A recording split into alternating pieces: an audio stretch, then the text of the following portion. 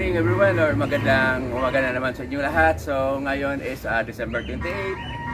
So ganun pa rin. So hopefully this time makaselebrate na kami ng New Year. So and the Christmas parang wala lang kasi yun, may mga problema. So ngayon early morning, sinabihan ako, supposed to be kukunin itong sasakyan na nasa likod ko, tapos nag-empty na yung tank. So need to replace another fuel kasi yung pagbigay na sa amin marami ng konti, pagdagdagan namin. Then ang asawa ko nagsabi sa akin na ipapuril daw tong mga eggplant ko, which is nagsimula na ako kanina. So naisipan ko na lang kumuha ng camera, tapos dinilan ko dito sa likod ko pwede mapurilin, sayang naman. So unahin ko muna doon, yun ang pupuntahan natin.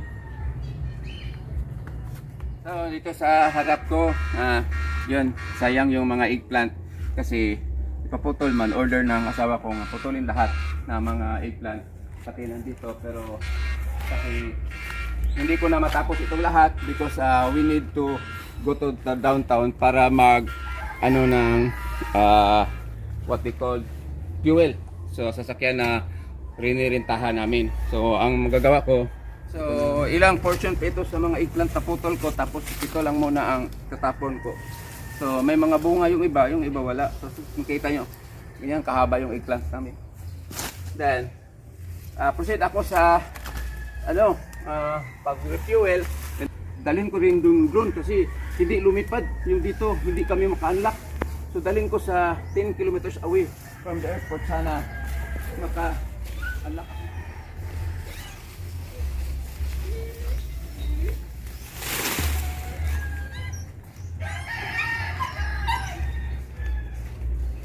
So dala ko nitong drone in case makapapalipad kami. Hopefully nakabak. Ay lah, malakas man ulan, so hindi ako makasure kung makapagpalipad ako ng drone. Ang magagawa ko lang ngayon is dagdagan ng fuel para pakuha sa may-ari, is hindi sila magalit sa amin kasi pinalikan namin ng fuel na na-consume namin. So yes na ko. Guys, paalis na po kami at maputik yung daan tsaka maulan. Uy, wait lang, guide ko lang. Kadali. Wait lang. Okay, free. Okay, free. Free. So, mahirap yung paggawas na sa aming sa compound. Kasi medyo blind spot o blind curve ata siya. So papakita ko sa inyo yung maulan na daan. So yes. So medyo lumakas konti yung ulan. Kanina drizzle lang yun. So kung last ano na namin to, kita ko kayo. Last turn, last tuyok or drive with the car. So nag-drive kami, start 23 and 4. So this is our last of this vehicle. Okay. Bukas mahirap na naman kami. Bali ang nangyari is naging mayaman kami for ilang days. 23, 24, 25, 26, 27, 8. 1 week. Naging mayaman kayo ng 1 week. Millionaire in a week. So ayan, lumakas ulan, ma-traffic pa. Time check 10:15. Kukunin yung sasakyan is 1 PM. So may time pa. Hoping hindi traffic. 28 na ngayon. So goodbye.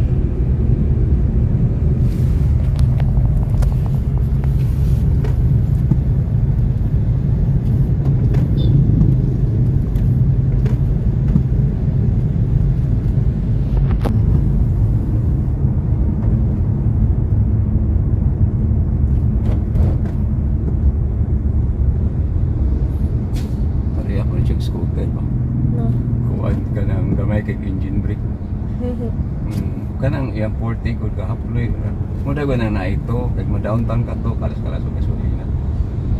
Ay, maguro to ni Kala susunina kay usay makatumang ka. So, gawa nagkapa si Missy. Zoom in ako, zoom in. Zoom in, zoom in. Fing. Ay, So, nagbalik na lang kami. Hindi ako nakapalipad ng drone kasi pinabalik yung sasakyan kasi bumili pa ng bulaklak. So, ang isi-share ko lang for today is ito na lang sa loob about this expander. Kung okay ba sa inyo yung mga gap regarding dito kasi hindi dito tayo opo. Like this one here. So, normal sitting. Sa akin is ako nagdadrive. So, yan. So, makikita nyo itong legroom ko. Sirado na. Sirado na. Is na sikip. Although, naka-forward ito ng kaunti. So, tignan natin sa likuran. Adjust balik ako. tupong na sa driver. Kana. So, okay lang. Pero, para sa akin, baka malaylay dari gamay. Yan, dito tayo sa likuran banda. Sa likuran, yung seating arrangement with the driver side tong normal. Sa akin, I am 5'7" of height. So, tingnan nyo yung legroom dito sa likod. So, Okay. dito, kung normal yung seating is sobrang layo. So, i-adjust natin hanggang yung ganito na lang. Anong tawag nito? Yung Isang hands. So, forward natin ng konti para hindi tayo Yan. So, ganyan. Ito naman sa kabila. Naas din na kay Lalo. Kani. Okay. So, punta tayo sa likod. Hirapan ako. Dito sa likod. Yan. Tambol pa siya. So, akit ako sa likod. Tapos, O, di na ma-adjust. Di ni masaka na, pero dili ma-adjust. hindi basta.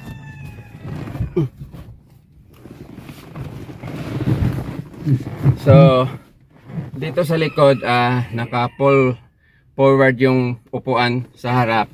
So, mga 1 inch na lang. So, dito sa likod is Pang bata. pangbata lang.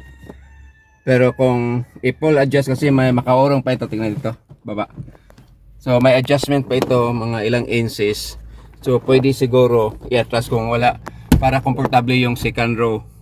So, this vehicle is what we call 1, 2, 3, 4, 5, 7-seater. Balik tayo sa harap. So, pwede din ito tumble down kung gusto ninyo. So, this is a old model expander cross. So, itong matangkad tayo, tapos masakit pa ito, mahirapan tayo. So, we just rented this one at kukunin na ito ngayong 1 o'clock. So, lipat ako sa driver side. Before punta ako doon sa driver side, tignan natin dito sa likuran. Yan, yung konti lang bagahe ang mailagay. Pero, ano yun? Pero pag i-tumble lang dito, yan, so marami ng bagahe ang mailagay. So Tapos, halimbawa, 4 na kayo sa pamilya mo, yan, may compartment dito. apartment TV. Oo. So balik natin. Huwag niyo mong ipakita unsaon pag naog. Basta alam na nila yun. Pag baba mo, hilain lang ito. Yan, 2. Tapos ito, i-pull lang pataas. Balik natin pababa. Sirado natin. Dito naman sa driver side, napaka simple. So, hindi ko na isabi sa inyo. Basta may adjustment ito siya dito sa manubila. Hindi ko alam kung pwede ba ito So, we have a telescopic siya. Tapos pwede angat-angat. Yan. Yan, lock na natin. So, ang dito niya is parang, ano tawag yun? Analog. Analog lang, hindi digital. Yan. Then may backing camera siya. So simple lang ang So kanina yung umalis kami nagkaroon siya ng warning diyan need maintenance. So pakita ko sa inyo kung saan mag-ilaw pa itong maintenance niya. So paanda rin ko kung lalabas pa ba yung maintenance na nag-request siya ng maintenance to this vehicle.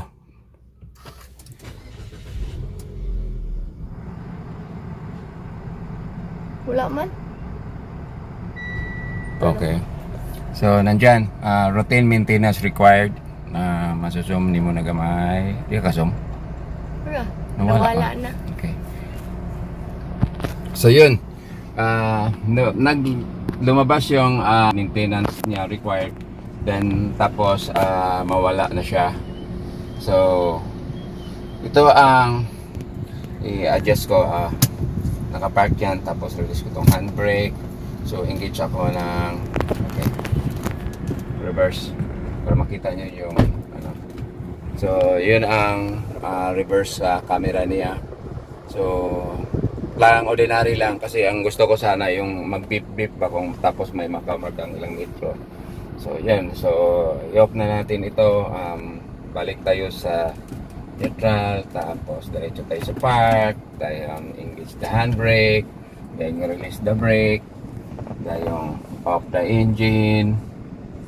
Sabi na ko gi-off sang aircon. Ayan.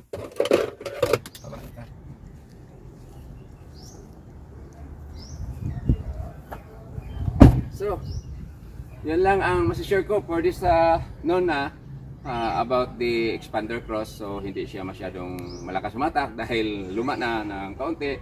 Tapos just a glimpse review lang po yung pinakita ko.